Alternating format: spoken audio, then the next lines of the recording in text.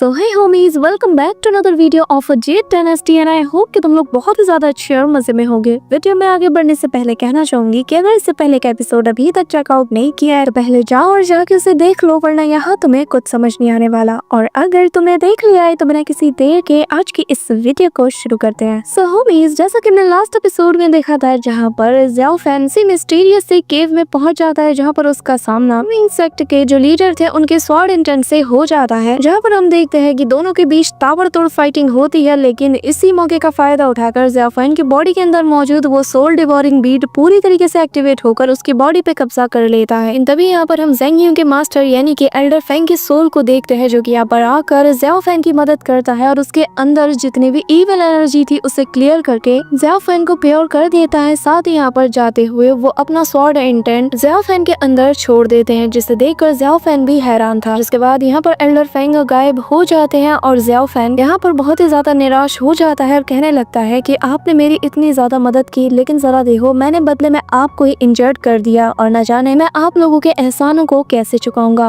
और अब आगे सो होमीज, हमारे इस एपिसोड के स्टार्टिंग में ही हम ज़ियाओ फैन को देखते हैं, जहाँ पर वो अभी भी उसी केव के अंदर मौजूद था कि तभी यहाँ पर ज़ियाओ फैन कुछ समझ पाता कि तभी उसके सामने एक फ्लोटिंग लोटस आ जाता है, जो कि आते साथ ही बहुत तेज तरीके से ग्लो करते हुए ज़ियाओ फैन को एक अलग ही जगह पे टेलीपोर्ट कर देता है। जहाँ पर पहुंच तो साथ ही ज़ियाओ फैन बहुत ही मिस्टीरियस टाइप की एनर्जी को फील कर पाता है और वो हैरान था कि आखिर ये चीज क्या है। अब यहाँ पर ज़ियाओ फैन कुछ समझ पाता कि इससे पहले तेज बिजली कड़कना शुरू हो जाती है। यहाँ पर किसी की मिस्टीरियस वॉइस आती है, जो कि ज़ियाओ फैन से कहती है हार्ड, आज तुम नहीं बच सकते, अब तुम यहाँ पर मेरी स्वॉर्ड का मजा चखोगे। यहाँ पर हम देखते हैं कि दोनों ही एनर्जी आपस में कोलाइड करके पूरी जमीन को शेक करना शुरू कर देती है, पर ज़ियाओ फैन अपने पावर का यूज करके अपनी जान बचा लेता है। साथ ही वो समझ आता है कि यहाँ पर ब्लैक हार्ट असल में उसे ही कहा जा रहा है, यानी कि उसके अंदर जो ब्लड डिवोरिंग बीड मौजूद है उसी को कहा जा रहा है। यहाँ पर हम देखते हैं कि पूरा एटमॉस्फेयर बदलने लगता है कि तभी यहाँ पर ज़ियाओ फैन के सामने एक ओल्ड मैन आता है, जो कि खुद को यहाँ पर सोल डिवोरिंग बीड का असली ओनर बताने लगता है। जिसके बाद वो यहाँ पर ज़ियाओ फैन को धमकाते हुए कहता है कि अब तुम्हें मैं अपनी स्वॉर्ड का मजा चखाने वाला हूँ। यहाँ पर हम देखते हैं कि ज़ियाओ फैन भी फाइट बैक करने के लिए रेडी हो जाता है कि तभी ये बंदा अपनी पावर का यूज करके कुछ ब्लैक ड्रैगन्स को, जो कि स्मोक से बने हुए होते हैं, उन्हें समन कर लेता है। यहाँ पर हम देखते हैं कि ये सारे ड्रैगन्स मिलकर एक बहुत बड़े अटैक को प्रिपेयर करने लगते हैं, लेकिन यहाँ पर ज़ियाओ फैन